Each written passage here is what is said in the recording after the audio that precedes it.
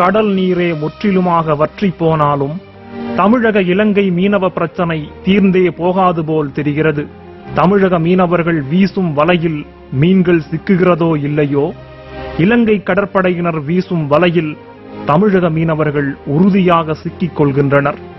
தண்ணீரில் படகுகளையும் தரையில் குடும்பங்களையும் தத்தளிக்க வைத்துவிட்டு இலங்கை கடற்படையினரால் சிறைபிடித்து செல்லப்படுகின்றனர் அப்பாவி தமிழக மீனவர்கள்.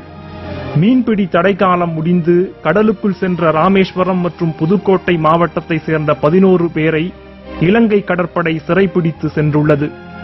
மீனவர்களின் நிலை என்ன என்பது தெரியாமல் அவர்களது உறவினர்கள் படும் வேதனையையும், மீனவ பிரச்சனைக்கு மத்திய மாநில அரசுகள் நிரந்தரமாக என்ன நடவடிக்கை மேற்கொள்ளப் போகிறது என்ற கேள்வியுடனும் இன்றைய நிகழ்வுகள் நிகழ்ச்சிக்குள் போகலாம்.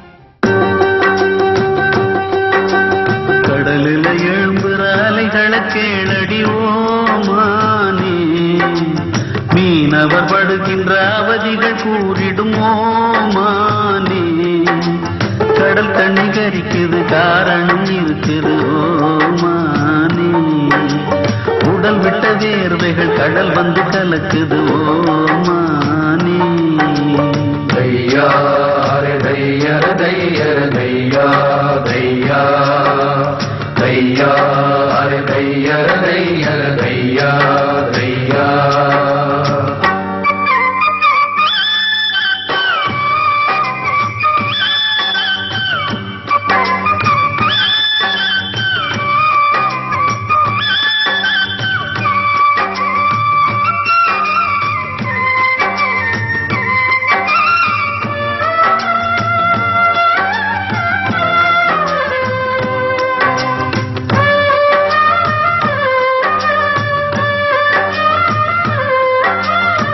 பூமரங்கள் எத்தனையோ பூமியில காய்க்குது, பாய்மரந்தான் நாங்க கொண்ட பட்டினிய தீர்க்குது. பிள்ளை குட்டி எங்களுக்கு பாசவலை வீசுது, எங்க சனம் மீன் பிடிக்க ஈரவலை வீசுது.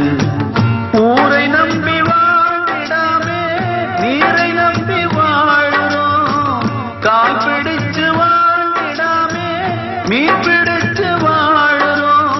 மானே ஓ மானே ஓ, கடலில எழும்புற அலைகளை கேளடி ஓ மானே.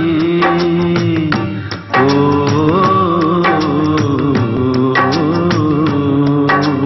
தையா தையர தையர தையா தையா தையா தையர தையர தையா தையா.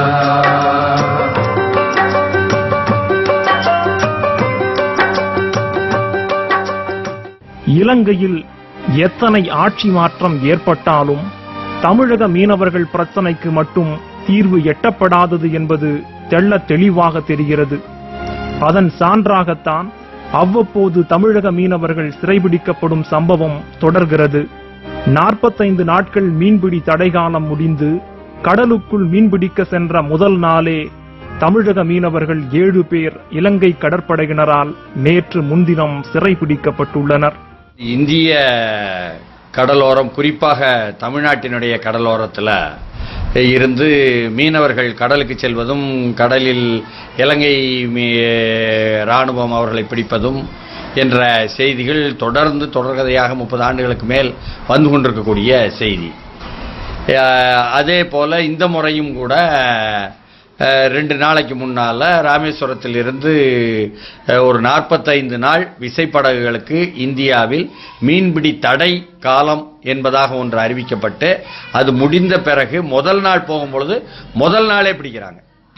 இன்னும் சொல்லப்போனால் நடுவண் அரசினுடைய அமைச்சர் பொன் ராதாகிருஷ்ணனே இலங்கை அரசை கண்டிக்கும் அளவுக்கு இலங்கை அந்த தப்பு பண்ணுதுன்னு வைங்களேன். அந்த அளவுக்கு மேலும் இந்திய இலங்கை நட்பு நாடுன்னு சொல்றாங்க. ஆனால் அவர்களுடைய அணுகுமுறைகள் நட்பு நாடாக அணுகாமல் இன்னமும் பிடிச்சுக்கிட்டு இருக்கிறாங்க. கண்டிக்கத்தக்க. தமிழகத்தில் கிழக்கு கடற்கரை பகுதியான வங்காள விரிகுடா, மன்னார் வளைகுடா மற்றும் பாக் ஜலசந்தி பகுதிகளில் ஏப்ரல் 15 முதல் மே 29 வரையிலான காலம் மீன்களின் இனப்பெருக்க காலமாக கணக்கிடப்பட்டு இந்த 45 நாட்களும் மீன்பிடி தடைகாலமாக அறிவிக்கப்பட்டு கடைபிடிக்கப்பட்டு வருகிறது. அந்த தடைகாலம் முடிந்துதான் நேற்று முன்தினம் கிழக்கு கடற்கரை பகுதி மீனவர்கள் கடலுக்குள் மீன்பிடிக்க சென்றனர். இவர்களில் பலர் கச்சத்தீவு அருகே மீன்பிடித்துக் கொண்டிருந்தனர்.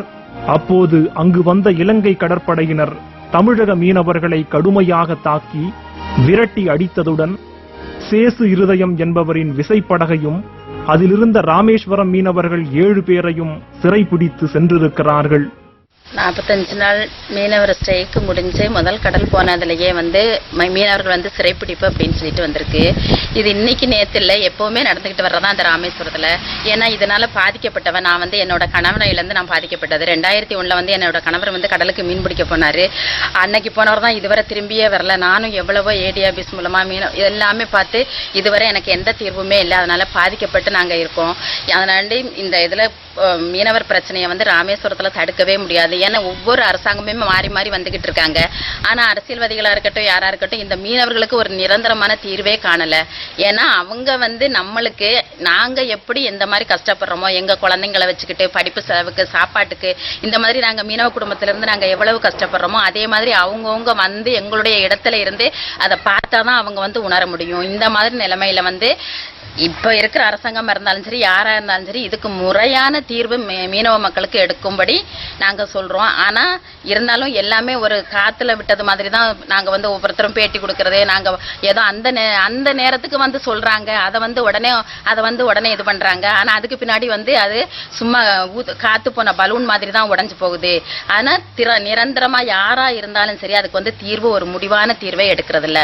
இதுக்கு தக்கபடியா யாரா இருந்தாலும் அரசியல் யார் இப்ப அமர்ந்திருக்கிறாங்க அவங்க நிரந்தரமா இந்த மீனவர்களுக்கு ஒரு நல்ல ஒரு முடிவை எடுத்து தரும்படி நாங்க கேட்டுக்கிறோம். மீன்பிடி தடைகாலம் முடிந்து மீன்பிடிக்க சென்ற முதல் நாளிலேயே இவ்வாறு மீனவர்களை இலங்கை கடற்படை இரக்கமின்றி பிடித்து சென்றிருப்பது இந்திய மீனவர்கள் மத்தியில் கடும் அதிர்ச்சியையும் வேதனையையும் ஏற்படுத்தி இருக்கிறது.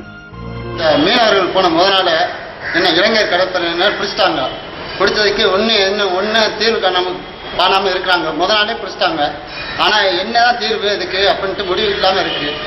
ஆனா இது மத்திய அரசு என்னதான் பண்ண போகுது? இதுக்கு கடைசெறிது இப்படியே தான் இருக்க முடியுமா? நாங்க கடைசெறிது இப்படித்தான் இருக்க முடியுமா? காலம் ஃபுல்லா நாங்க வறுமை கொட்டு கீழே தான் இருக்கோம். எத்தனை நாள் தான் நாங்களும் மீன் வலையை பிடிச்சிக்கிட்டு இதுலாம் இருக்கிறது? அவங்களுக்கு காலங்காலமா நாங்க கடலுக்கு தான் போகிறோம்.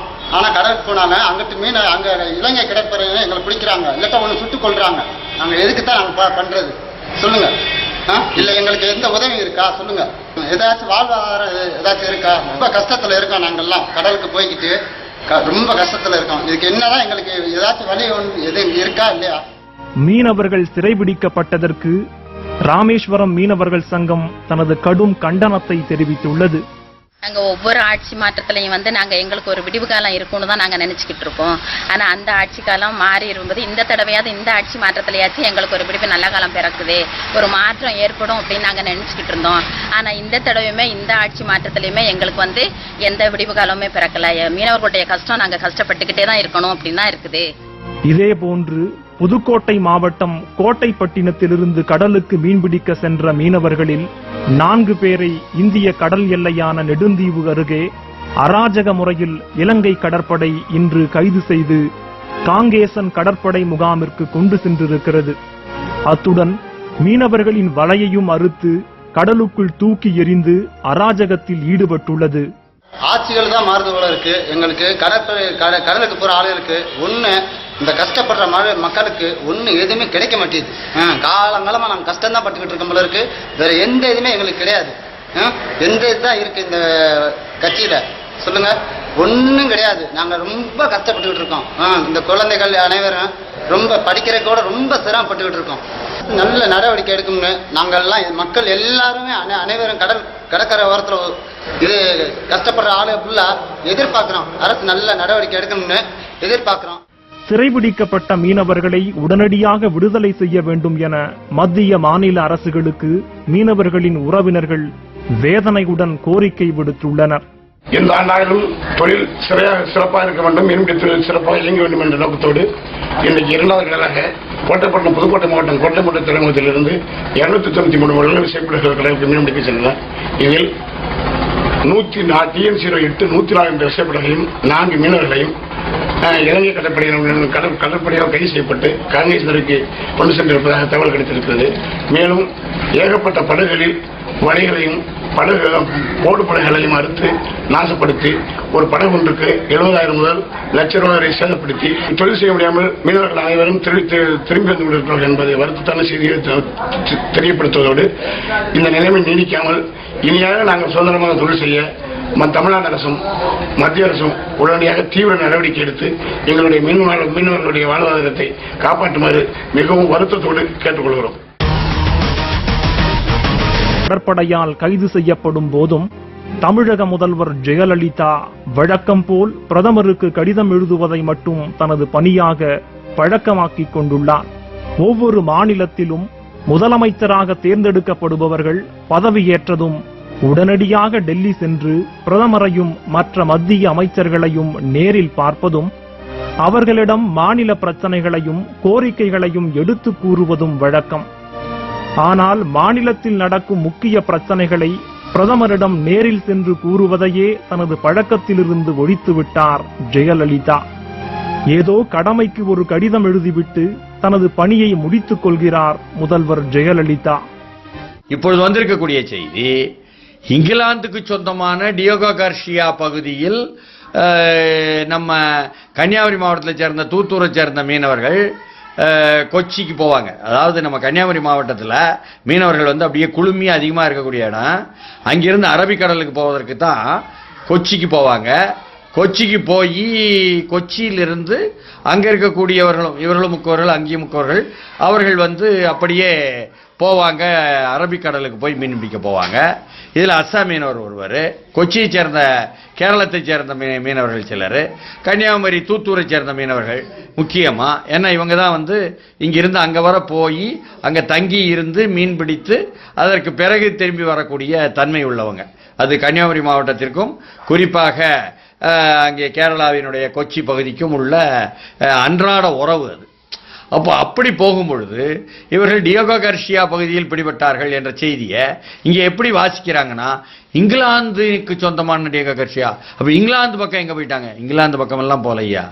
விஷயம் என்னன்னா, நம்ம ஊர்ல நம்ம பக்கத்துல அரபிக்கடல்ல நம்ம இலங்கைக்கு பக்கத்துல டியோகோ கார்சியா என்று ஒரு தீவு பகுதியை, ஒரு வட்டாரத்தை, கடல் பகுதியை ராணுவ தேவைக்காக இங்கிலாந்து நாடு அமெரிக்காவின் உதவியில் வைத்திருக்கிறது பிடித்து. அதுதான் முக்கிய பாயிண்ட்.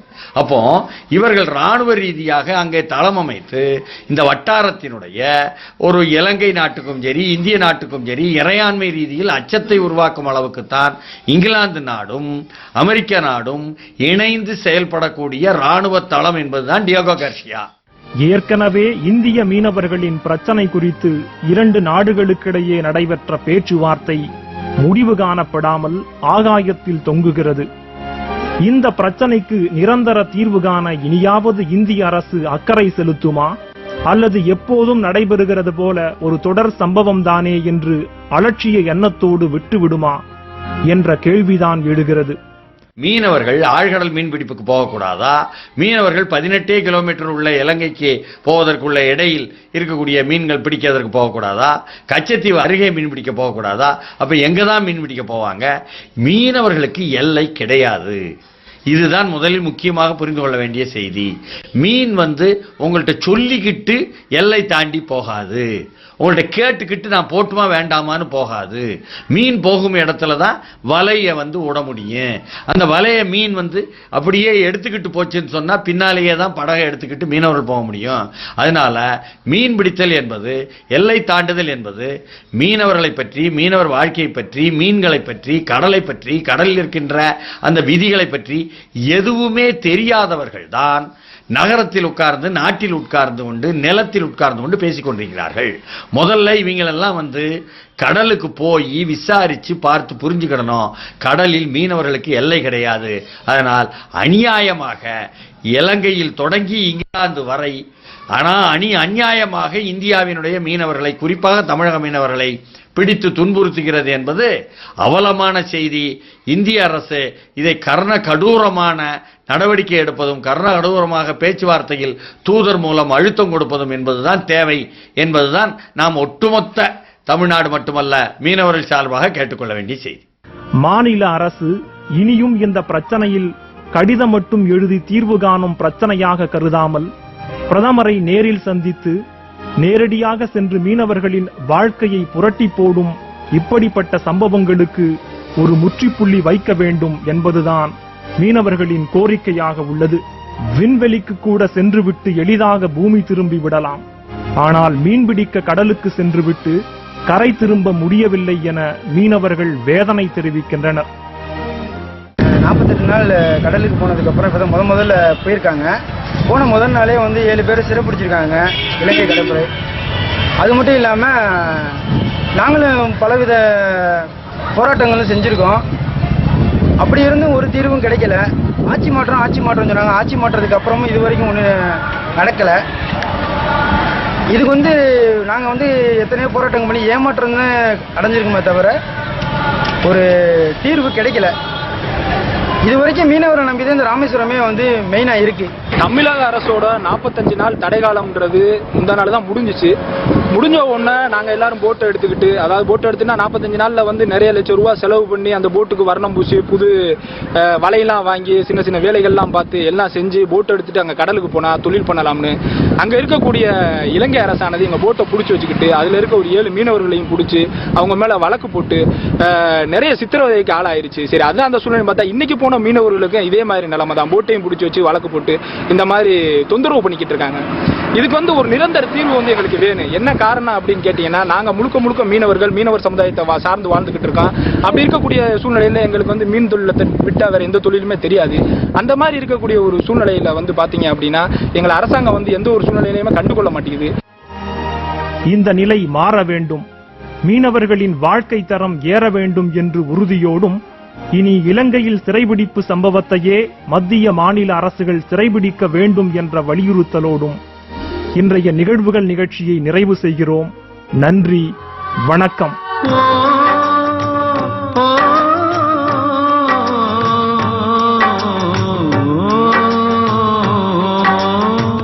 தூரக்கடல் போனவனை தாரம் நின்று தேடுவா, தோழி சேரும் வரை ஆடியே அல்லாடுவா, பெத்தெடுத்த பிள்ளையுடன் தத்தளிச்சு வாடுவா, நெத்தி பொட்டை காக்க சொல்லி சாமிகளை வேண்டுவா. மீனவர்கள் வாழ்க்கையென்றும் உள்ள மேல வாழதா, சூறக்காத்து ஆட்டி வைக்கும் சின்ன தென்னம் பாழைதான். மானே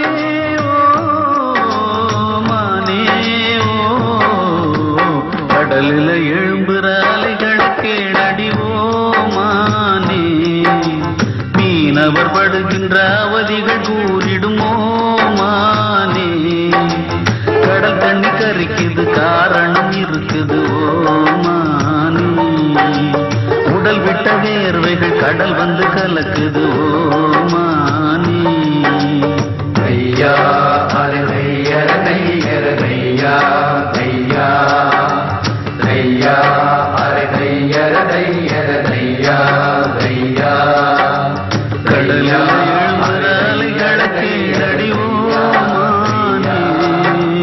தையா